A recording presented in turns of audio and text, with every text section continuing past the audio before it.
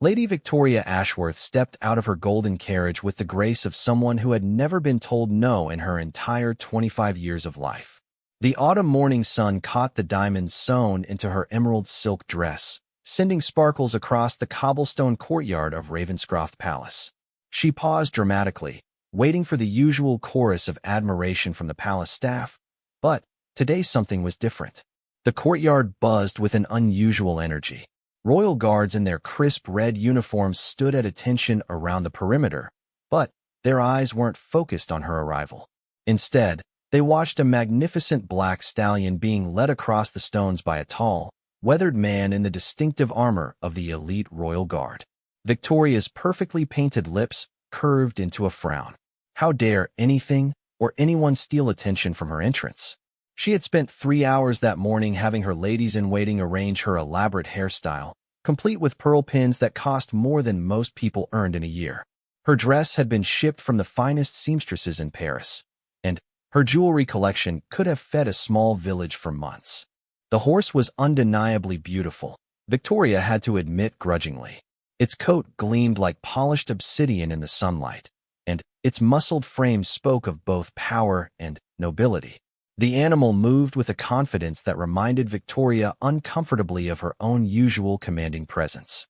But today was supposed to be about her, not some overgrown farm animal. Victoria had come to the palace for the annual Harvest Festival celebration, an event where the kingdom's wealthiest families gathered to show off their latest acquisitions and social standings.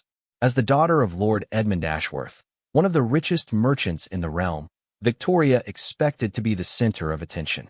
Her father's money had bought her entry into the highest circles of society, though her behavior often reminded everyone that breeding and wealth were two very different things. The guard leading the stallion was Captain Marcus Thorne, though Victoria didn't know his name yet. Marcus had served in the elite royal guard for 15 years, earning his position through courage, skill, and an unwavering dedication to protecting the royal family. His horse, Thunder, had been his companion for the past 8 years. The stallion wasn't just a mount. He was Marcus's partner, trained in combat, rescue operations, and crowd control. Thunder had saved Marcus's life more times than either of them could count. Marcus noticed the richly dressed woman staring at them from across the courtyard, her expression a mixture of annoyance and curiosity. He had seen her type before, wealthy, entitled, used to getting whatever they wanted simply by virtue of their family's gold. He continued his morning routine with Thunder, checking the horse's hooves and brushing his mane, paying no attention to the woman's obvious displeasure at being ignored. Victoria's personal servant, a nervous young man named Timothy, hurried to keep up with her as she marched across the courtyard. Her heels clicked sharply against the stones, announcing her approach like a drumbeat. Timothy carried her numerous bags, gifts, and the small cushioned seat she insisted on having available wherever she went, since common furniture was beneath her delicate constitution. "Excuse me," Victoria called out in her most imperious voice when she was still several feet away from Marcus and Thunder. "I demand to know why this animal is taking up space in the main courtyard during such an important day." Marcus looked up slowly, his weathered face showing mild surprise at the interruption. Thunder's ears twitched, and the horse turned his intelligent dark eyes toward the approaching woman. The stallion seemed to sense something about Victoria that made him step closer to Marcus, a protective gesture that the captain noticed immediately. "This is Thunder, my lady," Marcus replied politely but without the usual bowing and scraping that Victoria was accustomed to receiving. "He's part of the elite royal guard. We're preparing for our duties during today's festival." Victoria's eyes narrowed. She wasn't used to such a straightforward response, especially from someone she considered to be merely a servant. In her world, everyone fell over themselves to please her, to anticipate her needs, to shower her with compliments and attention. "I don't care what his name is," she said, waving her jeweled hand dismissively. "I want him moved immediately. His presence is ruining the atmosphere for the other guests." Several other guards had begun to gather at a respectful distance, drawn by the unusual sight of someone speaking so rudely to Captain Thorne. Among the palace staff, Marcus was legendary for his fairness, his skill, and his dedication. Thunder was equally famous, known for his intelligence and his gentle nature with children, despite his imposing size and strength. Marcus remained calm, though those who knew him well might have noticed the slight tightening around his eyes. "I'm afraid that's not possible, my lady. Thunder and I have our assigned positions for the security of today's events. Perhaps you might find the rose gardens more suitable for your enjoyment." The suggestion was made politely, even helpfully, but Victoria heard it as a dismissal. Her face flushed red beneath her carefully applied cosmetics. No one, absolutely no one, had ever suggested that she go somewhere else. She was Lady Victoria Ashworth, and people rearranged their lives around her convenience, not the other way around. "Do you have any idea who you're speaking to?" she demanded, her voice rising to a pitch that made Thunder's ears flatten slightly against his head. "I am Lady Victoria Ashworth. My father owns half the shipping routes in this kingdom. I could have you removed from your position with a single word to the right people." Timothy shifted nervously behind her, familiar with the warning signs of one of his mistress's legendary tantrums. He had served the Ashworth family for 3 years and had witnessed Victoria's explosive reactions to even the smallest perceived slights. Servants had been fired, merchants blacklisted, and social rivals ruined, all because they had failed to show Victoria the level of deference she believed she deserved. Marcus exchanged a glance with Thunder, and the horse seemed to snort softly in what could only be described as amusement. "I understand who you are, Lady Ashworth," Marcus said calmly. "However, my duty is to the crown and the safety of all the guests here today. That includes you." The implication that she might need protecting, rather than being the one making demands, struck Victoria like a physical blow. Her entire identity was built around being the most important person in any room, the one whose needs came first, whose comfort mattered most. The idea that this common guard and his animal were somehow more essential to the day's success than she was felt like a personal attack. "I want to see the captain of the guard immediately," Victoria declared, apparently unaware that she was already speaking to one of the highest-ranking officers in the palace. "This is completely unacceptable treatment of a lady of my standing." Marcus gestured to the insignia on his uniform, the intricate silver markings that designated his rank as captain of the elite royal guard. "I am Captain Thorne, my lady. If you have a formal complaint about security arrangements, you're welcome to speak with the Chamberlain's office." Victoria stared at the insignia, her mind struggling to process this information. She had assumed that someone so willing to refuse her demands must be a lowly stable hand or junior guard. The realization that she had been arguing with one of the most senior military officials in the palace should have given her pause, should have made her reconsider her approach. Instead, it only made her angrier. "Then, you should know better than to treat nobility with such disrespect," she said, her voice dripping with indignation. "I expect a formal apology and the immediate relocation of this beast to somewhere more appropriate." Thunder seemed to sense the tension in the air. The great stallion's nostrils flared, and he took a step forward, placing himself slightly between Marcus and the angry woman. It wasn't an aggressive move, but rather the protective instinct of a partner who had learned to read danger in all its forms. Victoria misinterpreted the gesture entirely. To her, the horse's movement looked like a challenge, an act of defiance from an animal that should have been cowering before her displeasure. Her anger transformed into something even more dangerous, wounded pride mixed with a desire for dominance. "How dare that animal threaten me?" she shrieked, pointing dramatically at Thunder. "I demand immediate action." The gathering crowd of palace staff and guards began to murmur among themselves. Many had served at the palace for years and had never seen anyone treat Captain Thorne or Thunder with such obvious disrespect. Some looked shocked, others angry on behalf of the popular captain and his beloved horse. Marcus placed a calming hand on Thunder's neck, feeling the stallion's muscles tense slightly under his touch. "Thunder poses no threat to you, Lady Ashworth. He's simply responding to raised voices, as any intelligent animal would." But Victoria was beyond reason now. The combination of being ignored, contradicted, and what she perceived as threatened had pushed her past the breaking point. In her mind, this wasn't just about a horse taking up space in a courtyard. This was about her entire worldview being challenged, about someone daring to suggest that her desires weren't the most important thing in any given situation. She began to pace back and forth, her elaborate dress swishing angrily around her legs, her jewelry catching the light with each sharp movement. Timothy tried to step forward, perhaps to suggest that they simply go to another part of the palace, but Victoria waved him back with a gesture that could have cut glass. "This is intolerable," she muttered, then raised her voice again. "I will not be treated this way by servants and their pets. There will be consequences for this disrespect." Marcus continued to stand calmly beside Thunder, but his experienced eyes were now watching Victoria more carefully. In his years of service, he had learned to recognize when a situation might escalate beyond mere words. The woman's agitation was increasing rather than decreasing, and her threats were becoming more specific. Thunder, meanwhile, had begun to display some interesting behavior. The stallion's head was tilted slightly, his ears moving back and forth as he observed Victoria's increasingly erratic movements. Horses are extraordinarily good at reading human emotions and intentions, and Thunder was picking up on something about this woman that was setting off his instincts. The morning sun continued to climb higher, and the festival preparations continued around them, but the tension in this small section of the courtyard was becoming impossible to ignore. Other guests had begun to arrive, their own carriages pulling up to the palace entrance, but many were slowing their approach, curious about the obvious confrontation taking place.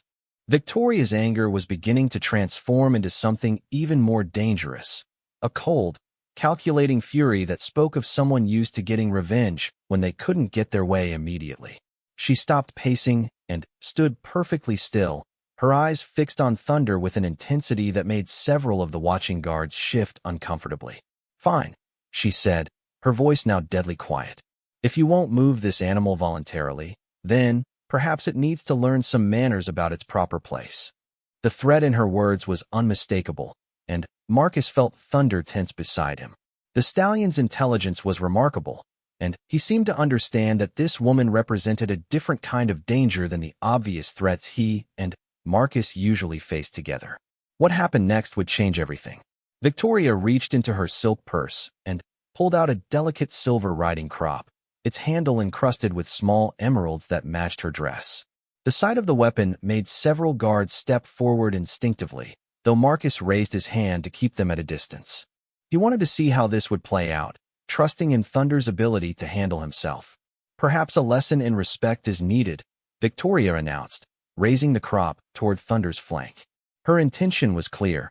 She planned to strike the horse to assert her dominance and force Marcus to move him. But Thunder was no ordinary horse. 8 years of partnership with Marcus had taught him to read situations with remarkable intelligence. As Victoria's arm drew back, Thunder simply stepped sideways, moving with the fluid grace of a dancer. The crop whistled through empty air, and Victoria's follow-through sent her stumbling forward, her elaborate hairstyle coming loose as she fought to maintain her balance. The watching crowd let out a collective gasp. Some were shocked by Victoria's attempt to strike the horse.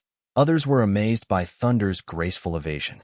A few of the younger guards struggled to hide smiles as the haughty lady tried to regain her composure. "Hold still, you stupid beast," Victoria shrieked, raising the crop again. But Thunder seemed almost amused by her efforts. Each time she attempted to strike him, he moved just enough to avoid the blow, never appearing rushed or panicked, simply flowing out of reach like water around a stone. Marcus watched with growing admiration for his partner's restraint. Thunder could have easily knocked Victoria to the ground with a simple shoulder bump, or reared up to intimidate her into backing away. Instead, the stallion was choosing to make his point through gentle but embarrassing evasion. After the fifth failed attempt to strike Thunder, Victoria was red-faced and panting. Her perfect hair hung in disheveled strands around her shoulders. Her makeup was smudged from perspiration, and her expensive dress had picked up dust from the courtyard stones. The contrast between her carefully constructed appearance and her current state was striking. "This is impossible," she gasped, lowering the crop momentarily. "Someone hold this animal still so I can teach it proper respect." Not one of the guards moved to help her. Their loyalty was to Captain Thorn and Thunder, both of whom were beloved figures in the palace. More importantly, they all understood that what Victoria was attempting was not only inappropriate, but potentially dangerous to everyone involved. Marcus decided it was time to intervene. "Lady Ashworth," he said in his calm, professional voice, "I think it would be best if you put the crop away. Thunder has made his position clear, and continuing this could result in injury." Victoria turned toward him, her eyes blazing with humiliation and rage. "Are you threatening me? Are you suggesting that this animal might actually harm a lady?" "I'm suggesting that horses are powerful creatures who respond to the energy people bring to them," Marcus replied diplomatically. "Thunder has been remarkably patient, but patience has limits." As if to emphasize Marcus's point, Thunder let out a soft whinny and shook his magnificent head. To the experienced horseman among the watchers, the stallion's body language was perfectly clear. He was becoming annoyed, but was still restraining himself out of training and respect for Marcus. Victoria, however, interpreted Thunder's sounds as mockery. In her twisted perception, this animal was actually laughing at her, making fun of her failed attempts to assert dominance. The thought that a mere horse might consider itself superior to Lady Victoria Ashworth was more than her ego could bear. "Fine," she said, her voice dropping to a dangerous whisper. "If gentle correction won't work, then perhaps something more direct is needed." She reached into her purse again and withdrew a small, sharp pin that she used to fasten her elaborate hair decorations. The pin was nearly 3 inches long and came to a needle-sharp point. Her intention was to jab Thunder with it, to cause enough pain to make him submit to her will. This time, Marcus stepped forward. "Lady Ashworth, I cannot allow you to harm Thunder. As an officer of the crown, it's my duty to protect palace property, and Thunder is a valued member of the royal guard." Victoria laughed, a sound that had no humor in it whatsoever. "Palace property? This is just a horse. My father's money has bought and sold hundreds of such beasts. They exist for our use and convenience, nothing more." Thunder's ears flattened against his head at the ugly tone in Victoria's voice. The stallion had served in battle, had faced down armed enemies and dangerous situations, but there was something about this woman's casual cruelty that disturbed him on a deep level. "Thunder is not just a horse," Marcus said firmly. "He's my partner, my friend, and a decorated member of this palace's security force. He has saved my life and the lives of others more times than I can count. You will not harm him." The word friend seemed to strike Victoria like a physical blow. The concept that someone might consider an animal to be their friend, their equal in some way, was completely foreign to her understanding of the world. In Victoria's reality, everything and everyone existed in a rigid hierarchy with her at the top, and the idea that a lowly guard might value his horse's welfare over her desires was incomprehensible. "How dare you put the needs of an animal above those of a lady?" she spat. "This is exactly the kind of backwards thinking that comes from associating with beasts. You've forgotten your proper place in society." Thunder took a step toward Victoria, not aggressively, but with the confident bearing of a creature who was tired of being insulted and threatened. His dark eyes fixed on hers with an intelligence that made several people in the crowd catch their breath. It was as if the horse understood every word that had been said and was making his own judgment about the woman before him. Victoria raised the pin, determined to strike at Thunder's shoulder, but the stallion's response was swift and decisive. He reached out with his massive head and gently but firmly grasped the sleeve of Victoria's expensive dress between his teeth. The fabric was delicate silk, not designed to withstand any kind of pressure, and it tore with a loud ripping sound. The pin flew from Victoria's hand as she struggled to free her arm from Thunder's gentle but inescapable grip. The horse wasn't biting her or causing any physical harm, but he was holding her in place with the same calm authority that he might use to restrain an unruly prisoner during his duties with the royal guard. "Let me go," Victoria shrieked, pulling frantically against Thunder's hold. But the more she struggled, the more her dress tore. The expensive silk simply wasn't designed for such treatment, and within moments, her entire sleeve had come away, leaving her arm bare and her dress ruined. Thunder released her and stepped back, the torn silk still hanging from his mouth like a flag of victory. The expression in his dark eyes could only be described as satisfied, as if he had made his point about who exactly was in control of this situation. Victoria stared in horror at her ruined dress, then at the horse who had somehow managed to disarm and embarrass her without causing her any actual physical harm. The crowd around them was no longer trying to hide their amusement. Several guards were openly grinning, and even some of the arriving noble guests had stopped to watch the spectacle. "My dress," Victoria wailed. "This dress cost more than you earn in a year. I'll have you flogged. I'll have that beast destroyed." Marcus remained calm, though there was a hint of pride in his eyes as he looked at Thunder. "The horse defended himself against an attack, Lady Ashworth. You attempted to strike him with a sharp object." Thunder showed remarkable restraint in his response. Victoria's mind raced as she tried to process what had happened. In her world, animals were supposed to be submissive, subservient, easily controlled by humans with superior breeding and education. The fact that Thunder had outmaneuvered her so effortlessly had made her look foolish in front of dozens of witnesses, was shaking the very foundations of her worldview. "This isn't over," she declared, clutching the remains of her sleeve to cover her bare arm. "I will see that justice is done. That animal will learn its proper place, even if I have to teach it myself." Thunder snorted softly and tossed his head, the torn silk still dangling from his mouth. To everyone watching, the horse's message was clear. He was completely unimpressed by Victoria's threats and quite pleased with how the encounter had gone so far. The festival preparations continued around them, but word of the confrontation was already spreading throughout the palace. Servants whispered to each other as they passed, and arriving guests pointed discreetly toward the small group in the courtyard. Lady Victoria Ashworth, who had come to the palace expecting to be the center of admiring attention, had indeed become the focus of everyone's interest, just not in the way she had planned. Marcus glanced at the sun, noting that the formal ceremonies would begin soon. He needed to get Thunder ready for their duties, but he also recognized that this situation with Lady Ashworth was far from resolved. Women like Victoria rarely accepted defeat gracefully, and her pride had been wounded in a very public way. "Timothy," Victoria snapped at her servant, who had been standing frozen throughout the entire encounter. "Find me something to cover this damage immediately, and send word to the palace steward that I demand immediate satisfaction for this outrage." Timothy hurried away, grateful for any excuse to leave the increasingly uncomfortable scene. He had served wealthy families long enough to recognize when his employer was building up to something truly dramatic, and experience had taught him that the safest place during such moments was as far away as possible.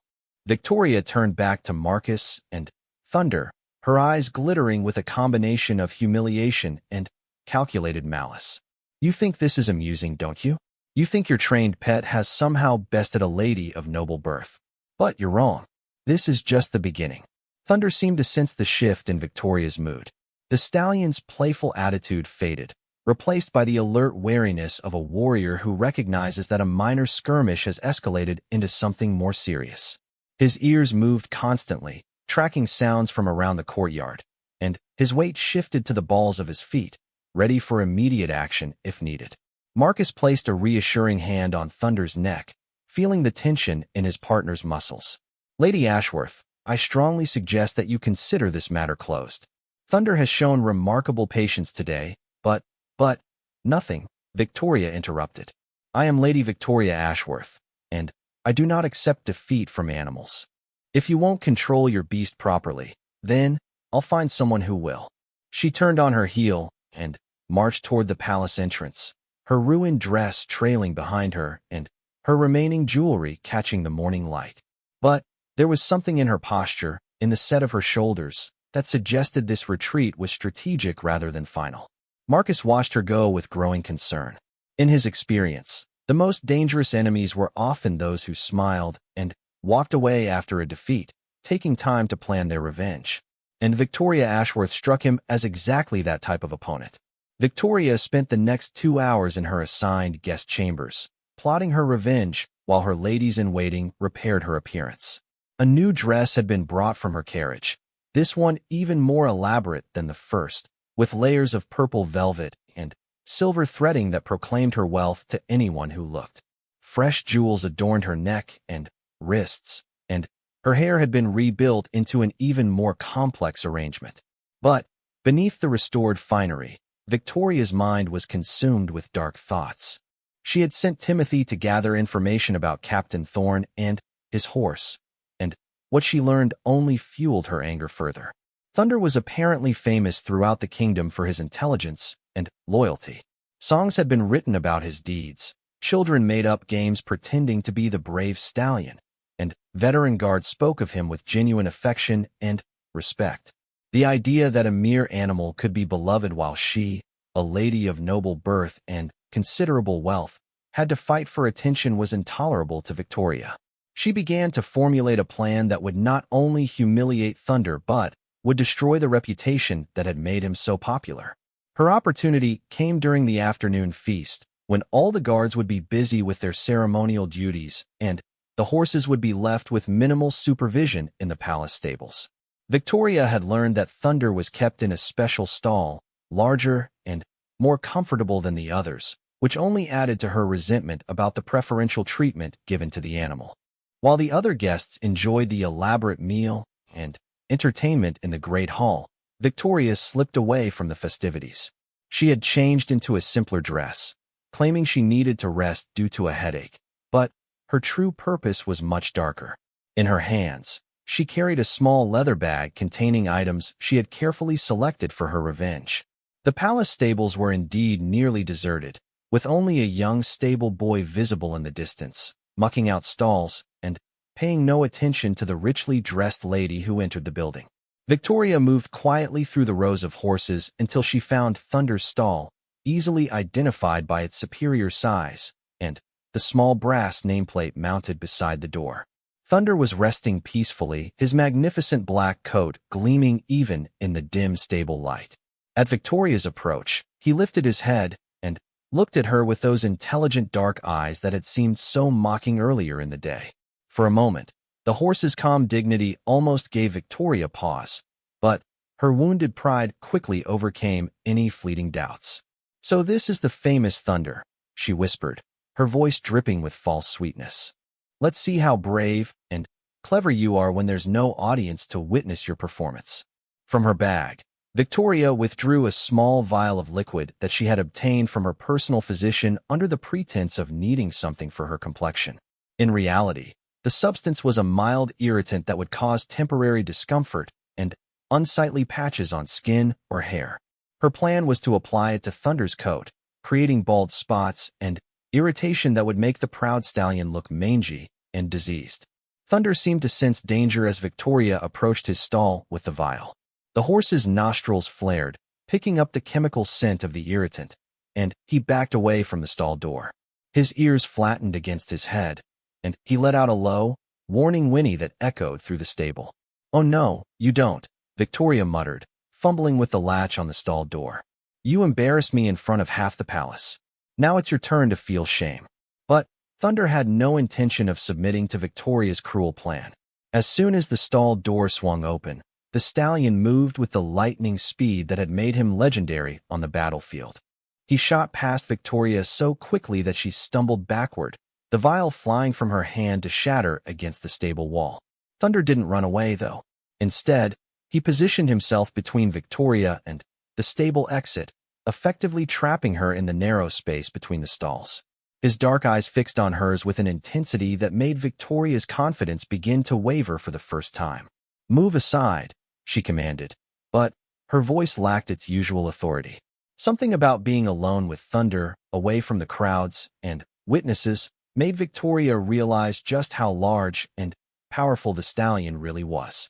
Standing at over 16 hands high, with muscles like coiled steel, Thunder could easily overpower any human if he chose to do so.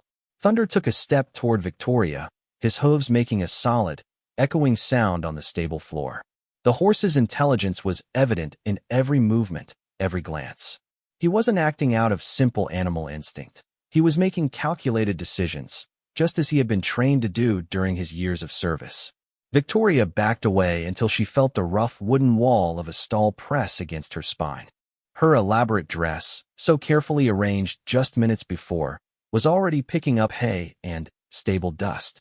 The smell of horses and leather filled her nostrils, so different from the perfumed air of her usual environment. "You can't keep me here," she said, but even she could hear the uncertainty creeping into her voice. "I'm a lady of noble birth. When people discover what you've done, Thunder snorted, a sound that could have been amusement or disdain. He took another step closer, close enough now that Victoria could see herself reflected in his large, dark eyes. The horse's gaze was steady and somehow knowing, as if he could see right through her elaborate facade to the petty, cruel person beneath. For the first time in her life, Victoria found herself in a situation where her money, her status, and her family name meant absolutely nothing. Thunder didn't care about her titles or her wealth. To him, she was simply a threat that needed to be neutralized, a problem to be solved with the same methodical intelligence he brought to all his duties. The stable was quiet except for the soft sounds of other horses moving in their stalls and the distant noise of the festival continuing in the palace. Victoria realized that she could scream, but the thick stone walls would muffle the sound, and everyone who mattered was busy with the afternoon's celebrations. Thunder began to move in a slow circle around Victoria, never taking his eyes off her, never giving her a clear path to the stable entrance. The horse's movements were precise and deliberate, like a general positioning his troops for maximum advantage. Victoria found herself turning to keep facing him, her expensive shoes slipping slightly on the hay-covered floor. "What do you want from me?" she asked, and was horrified to hear a note of pleading in her own voice. Lady Victoria Ashworth did not plead with anyone, least of all with an animal. Thunder stopped circling and stood directly in front of her, close enough that Victoria could feel the warmth radiating from his large body. The horse lowered his head until his muzzle was just inches from Victoria's face, his breath warm and sweet against her skin. For a long moment, they stared at each other, the spoiled, angry woman and the intelligent, patient horse who had finally run out of tolerance for her behavior. Victoria had expected Thunder to hurt her, to bite or strike out in animal rage. Instead, she found herself looking into eyes that held something much more unsettling: disappointment. Thunder had dealt with many humans during his years of service. He had worked with nobles and commoners, soldiers and civilians, children and adults.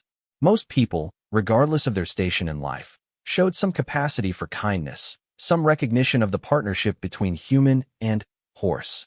But Victoria was different.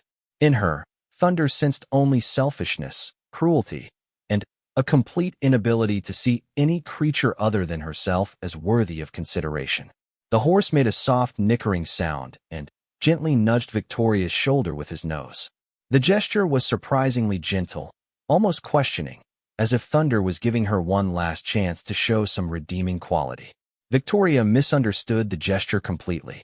To her, Thunder's touch felt like mockery, like the horse was somehow patronizing her. Her fear transformed back into rage, and she raised her hand to strike at Thunder's muzzle. But the stallion was ready for her. As her hand came up, Thunder simply stepped backward, and Victoria's swing met nothing but air. The force of her own movement, combined with her precarious balance on the slippery stable floor, sent her tumbling forward into a pile of fresh hay that had been stacked against the wall. Victoria landed face first in the hay, her elaborate hairstyle coming completely undone and her carefully applied makeup smearing across her cheeks. The purple velvet dress, which had cost more than most people earned in 6 months, was now covered in dust, hay, and stable debris. Thunder stood over her fallen form, looking down with what could only be described as satisfaction. He had made his point without causing any real harm. Victoria was unhurt except for her pride, but she was thoroughly humiliated and completely at his mercy. Victoria struggled to get to her feet, spitting hay and trying to brush the debris from her ruined dress. Her hands shook with humiliation and rage as she realized that Thunder had outmaneuvered her again, this time without Marcus present to witness and potentially intervene. "You think you've won something here?" she snarled, finally managing to stand upright. "This just proves that you're nothing but a dumb animal acting on instinct. When I tell people what happened, they'll see that you're dangerous and unpredictable." Thunder tilted his head slightly, as if considering her words. Then, he did something that shocked Victoria to her core. The horse walked calmly over to where the shattered vial lay among the stable debris, lowered his head, and sniffed delicately at the chemical residue. Looking back at Victoria, Thunder let out a long, deliberate whinny that seemed to echo through the entire stable. The sound was somehow accusatory, as if the horse was calling attention to what Victoria had tried to do with the irritating substance. At that moment, the young stable boy Victoria had seen earlier came running toward Thunder's stall, drawn by the unusual sound. Behind him came two of the palace guards, alerted by the commotion. Victoria realized with growing horror that her secret revenge had become anything but secret. "Lady Ashworth," one of the guards said, his voice filled with surprise as he took in the scene. The disheveled noblewoman covered in hay, the broken vial on the floor, and Thunder standing calmly nearby with an almost smug expression. Victoria's mind raced as she tried to think of an explanation that wouldn't make her look like the villain in this situation. But, as she looked around at the evidence, the chemical stain on the stable wall, her own bedraggled appearance, Thunder's obvious alertness, she realized that any story she told would sound hollow and unconvincing. The stable boy bent down to examine the broken vial, his nose wrinkling at the sharp chemical smell. "What is this stuff, milady? It smells terrible, and look how it stained the wall." Victoria opened her mouth to lie, to claim that she had simply been visiting Thunder when some kind of accident occurred. But Thunder chose that moment to walk over to her and, gently but firmly grasped the hem of her ruined dress in his teeth. The message was unmistakable. Thunder was making it clear that Victoria had been the aggressor in this encounter, that whatever had happened here was the result of her actions, not his. The horse's calm, deliberate behavior stood in stark contrast to Victoria's disheveled and obviously distressed state. One of the guards stepped forward, his expression growing serious as he began to piece together what had likely occurred. "Lady Ashworth, I think it would be best if you return to your chambers while we investigate this situation. Captain Thorne will need to be informed about any incident involving Thunder." The mention of Marcus's name sent a chill through Victoria's heart. She realized that her plan for revenge had not only failed spectacularly but had also put her in a position where she would have to explain her actions to the very man she had tried to harm through his beloved horse. Thunder released her dress and stepped back, his job done. He had protected himself, exposed Victoria's true intentions, and ensured that the proper authorities would learn about her attempt to harm him. The horse's intelligence and strategic thinking had turned Victoria's own plot against her. Within an hour of the stable incident, Victoria found herself standing before a tribunal of palace officials in the formal hearing chamber. Word of what had happened had spread quickly through the palace staff, and the situation had escalated far beyond what Victoria had ever imagined possible. Captain Marcus Thorne stood at attention beside Thunder, both of them calm and dignified despite the serious nature of the proceedings. The horse's coat gleamed from fresh grooming, and he wore his ceremonial bridle with the golden medallions that marked him as a decorated member of the royal guard. Victoria, by contrast, looked terrible despite her ladies-in-waiting's frantic efforts to repair the damage. Her second dress of the day was stained and wrinkled beyond salvation. Her hair hung in limp strands despite repeated attempts to restore it, and her face bore scratches from her tumble into the hay pile. More damaging than her physical appearance, however, was the evidence that had been gathered from the stable. The palace physician had analyzed the residue from the broken vial and confirmed that it was indeed a caustic substance designed to irritate skin and hair. The stable boy had given testimony about finding Victoria alone with Thunder in circumstances that could only be described as suspicious. Most damning of all, Thunder himself had provided evidence by leading the investigators directly to the spots where Victoria had tried to apply the chemical. Lord Chamberlain Edmund Blackwood, the king's chief administrator, presided over the hearing with the grim expression of a man who had seen many unpleasant revelations in his years of service. He was flanked by Sir Reginald Ashworth, the palace's master of horse, and Lady Margaret Thornfield, who served as the court's expert on matters involving the treatment of animals.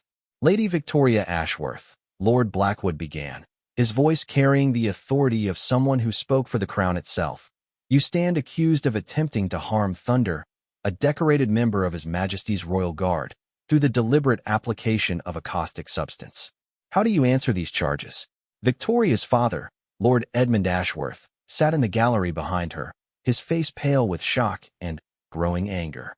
He had built his fortune through careful cultivation of his reputation and relationships with the nobility.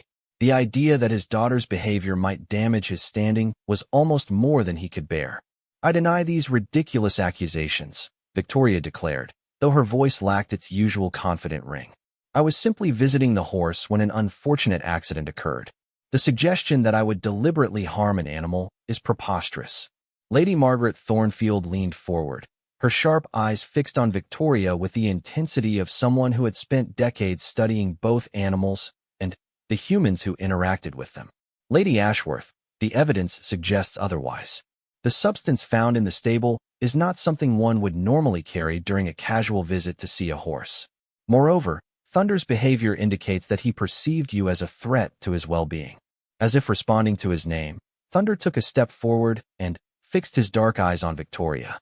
The horse's gaze was steady and somehow accusatory, as if he was bearing witness against the woman who had tried to harm him. Victoria felt a flutter of panic in her chest. Throughout her life, she had relied on her family's wealth and influence to smooth over any difficulties her behavior might create. But this situation was different. The evidence against her was clear, and the witnesses were credible. More importantly, she was being judged by people who clearly valued Thunder's welfare above her convenience.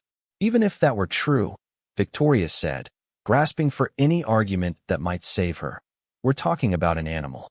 Surely the word of a lady of noble birth should carry more weight than speculation about what a horse might have been thinking." The chamber fell silent at her words. Several of the officials exchanged glances that spoke volumes about their opinion of Victoria's character. Sir Reginald stood up, his weathered face showing the kind of controlled anger that comes from a lifetime of working with horses. "Lady Ashworth," he said, his voice tight with barely controlled emotion, "Thunder has served this kingdom with honor and distinction for 8 years. He has saved the lives of soldiers, protected members of the royal family, and carried messages through enemy territory during times of war. His service record is more distinguished than that of many humans I could name." Marcus stepped forward, his hand resting protectively on Thunder's neck. "If I may speak, Lord Chamberlain, Thunder's intelligence and judgment have proven reliable in countless situations. If he perceived Lady Ashworth as a threat, then I believe that perception was accurate." Victoria's composure finally cracked completely. The combination of being publicly contradicted, having her word questioned, and watching a horse receive more respect and consideration than she was getting pushed her beyond all reason. "This is insane," she shrieked, her voice echoing off the stone walls of the chamber. "You're all treating this animal like he's a person. He's property. He exists for our use and convenience. The fact that you're even holding this hearing is a disgrace to everything proper society represents." Her outburst had exactly the opposite effect from what she intended. Instead of shocking the officials into agreeing with her, Victoria's words only confirmed their worst suspicions about her character and motivations. Lord Blackwood's expression grew even more stern. "Lady Ashworth, your attitude toward one of His Majesty's most valued servants has been noted. The question before us now is what consequences should follow from your actions." Victoria's father rose from his seat in the gallery, his face flushed with embarrassment and anger. "Lord Chamberlain, if I may speak on my daughter's behalf." "You may not," Lord Blackwood replied curtly. "Lady Ashworth is an adult and must answer for her own actions. However, I will note that her behavior reflects poorly on those who raised her and taught her to view other living beings as mere objects for her amusement." The rebuke struck Lord Edmund like a physical blow. His business relationships with the palace were crucial to his continued prosperity, and he realized that Victoria's behavior might have damaged those connections irreparably. Thunder, meanwhile, had been watching the proceedings with the alert interest of someone following a conversation. The horse seemed to understand that justice was being dispensed, and his calm demeanor stood in sharp contrast to Victoria's increasingly frantic behavior. Lady Margaret consulted a leather-bound book before addressing the chamber. According to palace law, the deliberate harm or attempted harm of a royal guard horse is considered equivalent to an assault on a member of His Majesty's forces. The penalty can range from public censure to banishment from the kingdom, depending on the severity of the offense and the character of the offender. Victoria's face went white at the mention of banishment. Despite all her complaints about society and her treatment by others, the thought of being expelled from the only world she had ever known was terrifying. Banishment, she whispered, for trying to discipline an unruly animal? Sir Reginald stood again, his anger finally overflowing. Unruly? Lady Ashworth, Thunder has shown more courtesy and restraint in dealing with you than you have shown to anyone in this entire affair. He could have seriously injured you at any point, but instead he chose to simply prevent you from carrying out your cruel intentions. Marcus nodded in agreement. Thunder's behavior has been exemplary throughout this entire situation. He defended himself without causing harm to his attacker, gathered evidence of the attempted assault, and presented that evidence to the proper authorities. I couldn't ask for better conduct from any soldier under my command. Victoria looked around the chamber desperately, searching for any sign of sympathy or support. She found none. Every face she saw reflected some combination of disappointment, disgust, and barely controlled anger. Lord Blackwood consulted with his fellow officials in whispered tones before returning his attention to Victoria. Lady Ashworth, this tribunal finds you guilty of attempting to harm Thunder, a decorated member of His Majesty's Royal Guard. However, we also recognize that Thunder's own actions prevented any actual damage from occurring. Victoria held her breath, hoping against hope that the absence of actual harm might result in a lighter punishment. Therefore, Lord Blackwood continued, you are hereby banned from all palace grounds for a period of 5 years. Additionally, you will make a public apology to Captain Thorne and Thunder, and you will donate a sum equal to Thunder's annual care and maintenance to the Royal Guard's Fund for Retired Horses. The punishment hit Victoria like a series of physical blows. Being banned from the palace meant being excluded from the most important social events of the kingdom. The required apology would be a public humiliation that everyone in her social circle would witness. And the financial penalty, while not ruinous to her family's fortune, was substantial enough to make a point about the seriousness of her offense. Furthermore, Lady Margaret added, you will be required to spend 30 days working in the royal stables, under the supervision of Sir Reginald, learning proper care and respect for horses. Perhaps hands-on experience will teach you what your upbringing apparently did not. Victoria's mouth fell open in shock. The idea of being required to do manual labor, to work alongside common stable hands, and get her hands dirty with actual horse care, was almost incomprehensible to someone who had never been required to do anything for herself. Thunder seemed to sense that justice had been served. The great stallion tossed his head and let out a satisfied whinny that echoed through the chamber. Several of the officials smiled at the horse's obvious approval of the proceedings. Marcus bowed respectfully to the tribunal. Thank you for your fair and thorough consideration of this matter. Thunder and I are grateful that the truth has been heard and acknowledged. Victoria tried one last desperate appeal. Please, Lord Chamberlain, surely there's been some mistake. I'm Lady Victoria Ashworth. My family has connections throughout the kingdom. This punishment is completely disproportionate to any alleged offense. But Lord Blackwood was unmoved by her plea. Lady Ashworth, your family name and connections mean nothing when weighed against deliberate cruelty and a complete lack of character. Perhaps 30 days of honest work will begin to teach you the value of humility and respect for others. As the tribunal members filed out of the chamber, Victoria was left alone with Thunder and Marcus. The horse regarded her with what could only be described as gentle satisfaction, as if he understood that she had finally learned the consequences of her actions. Marcus approached Victoria, his expression serious but not unkind. Lady Ashworth, I hope you'll use this time to reflect on what happened here today. Thunder offered you multiple opportunities to behave with dignity and respect.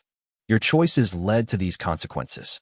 Victoria looked at Thunder one final time, seeing him now not as a mere animal to be commanded, but as an intelligent being who had outmaneuvered her at every turn through patience, wisdom, and moral clarity that she herself had completely lacked. For the first time in her life, Victoria Ashworth had met her match in an opponent who couldn't be bought, bullied, or manipulated.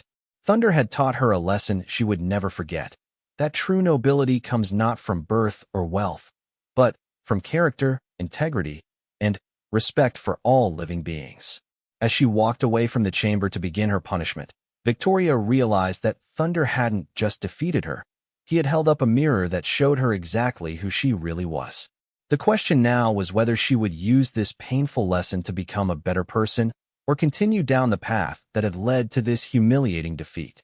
Thunder watched her go with those intelligent dark eyes, perhaps understanding better than Victoria herself that sometimes the greatest kindness is teaching someone a lesson they desperately need to learn, even if they don't want to learn it.